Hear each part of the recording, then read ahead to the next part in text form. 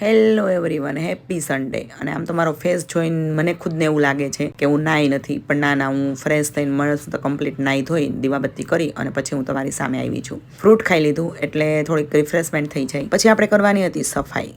તો સફાઈ તો આજે રવિવાર હોય એટલે બહુ બધી કરવાની હોય. તો ઝાડુ લઈ લીધું મેં હાથમાં અને સોફાને બધું ખસેડીને સાફ સફાઈ કરી નાખી.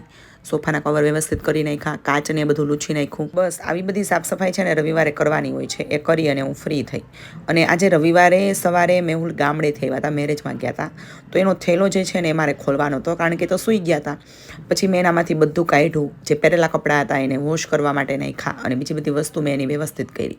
બસ આવું બધું કામકાજ કરી અને ફ્રી થયા. અને પછી બપોરનો રસોઈનો ટાઈમ થયો. બપોરની રસોઈમાં આપણે તો રેગ્યુલર જે રવિવારે હોય દાળ ભાત શાક રોટલી બનાવવાની હોય તો એ બનાવી નાખ્યું.